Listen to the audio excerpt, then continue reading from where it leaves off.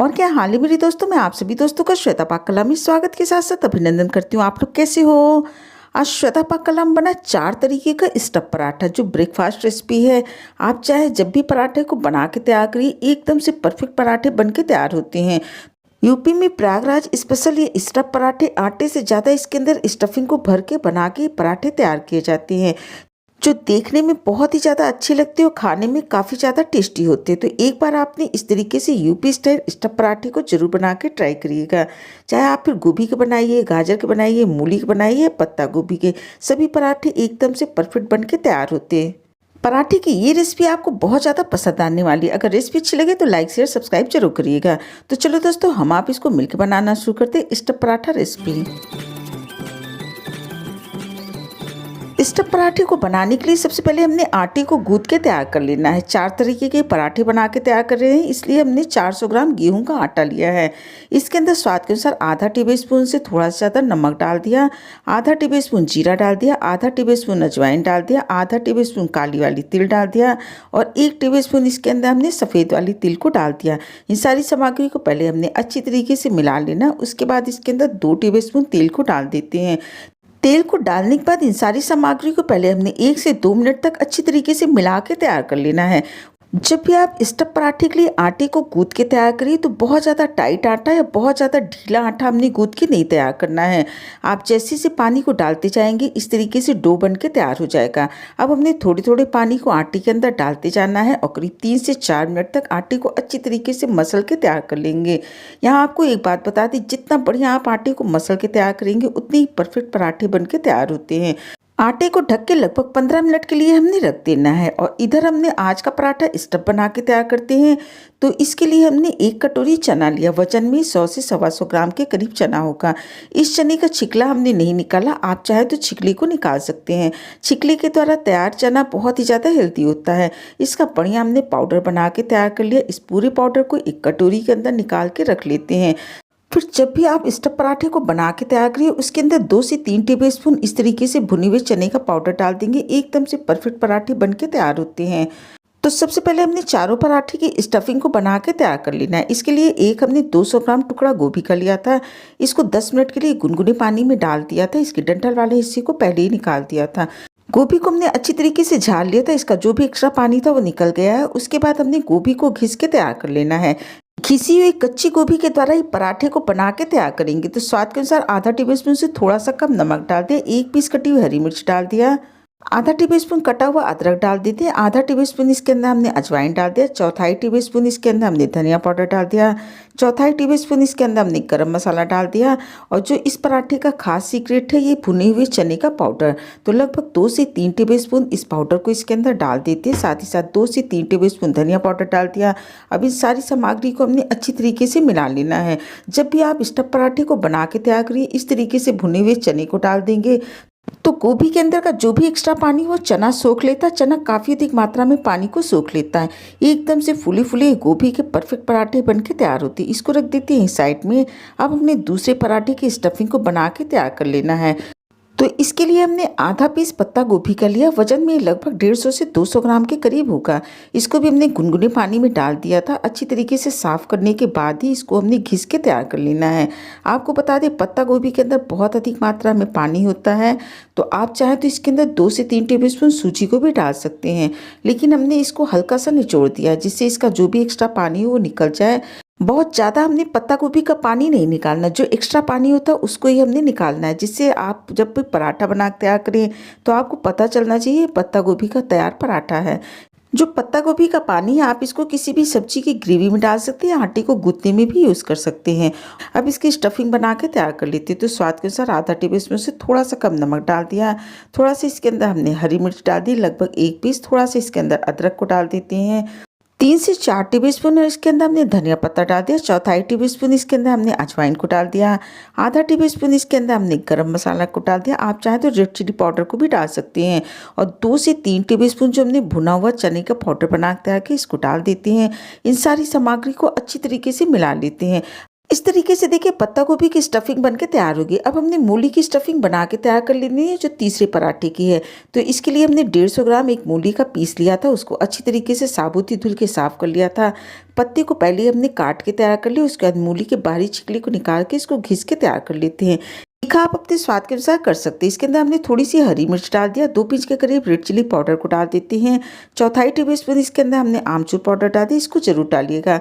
चौथाई टेबलस्पून इसके अंदर हमने गरम मसाला डाल दिया, साथ ही साथ 2 टेबलस्पून के करीब इसके अंदर हमने भुने हुए चने का पाउडर डाल दिया। इन सारी सामग्री को हमने अच्छी तरीके से मिला के तैयार कर लेना है।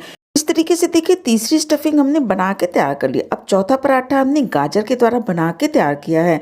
तो इसके लिए हमने एक बड़े साइज का गाजर लिया था, लगभग वजन में 150 ग्राम था।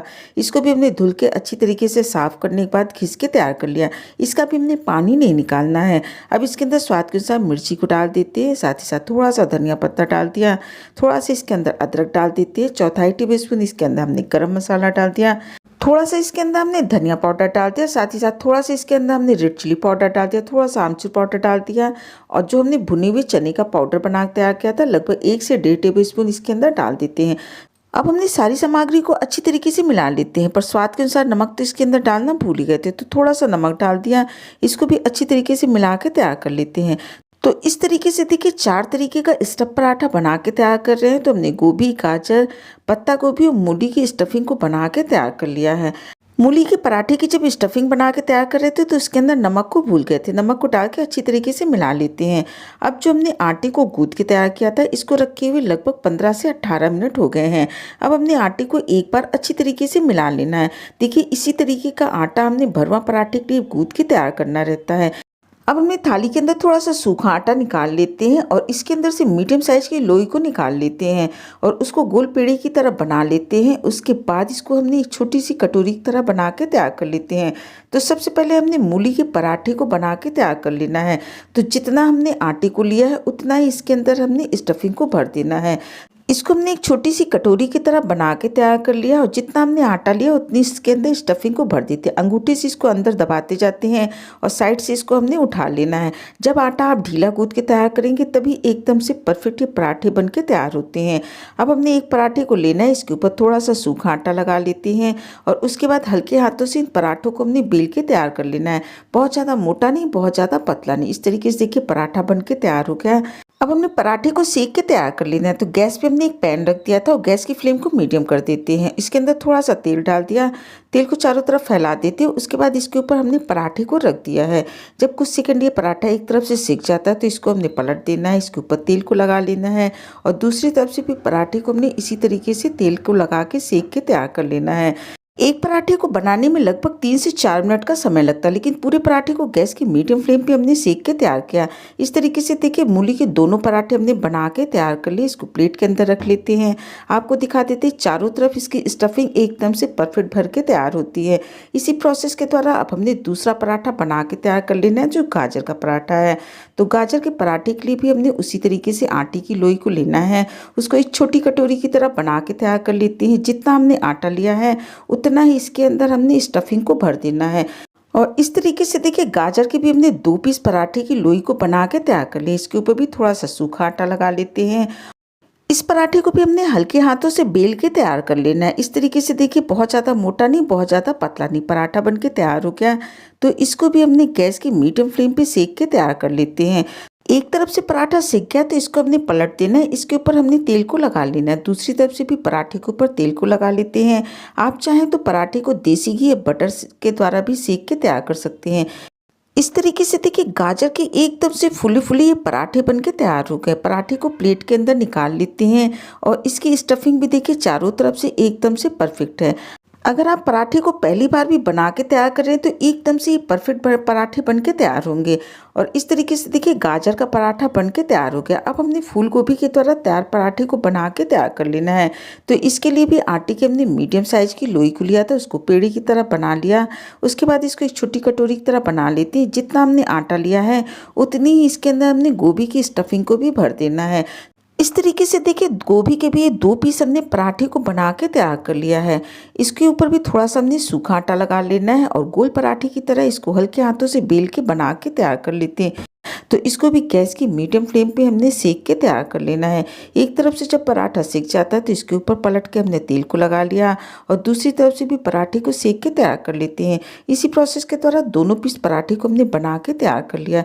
इस तरीके से देखिए तीसरा स्टफ पराठा बनके तैयार हो गया जो गोभी के द्वारा तैयार है। इसमें भी आपको दिखा देते एकदम से चारों तरफ ये गोभी की स्टफिंग फैली हुई है। इसी प्रोसेस के द्वारा अब हमने चौथे पराठे को बना के तैयार कर लेना है जो पत्ता गोभी के द्वारा तैयार पराठा रेसिपी है।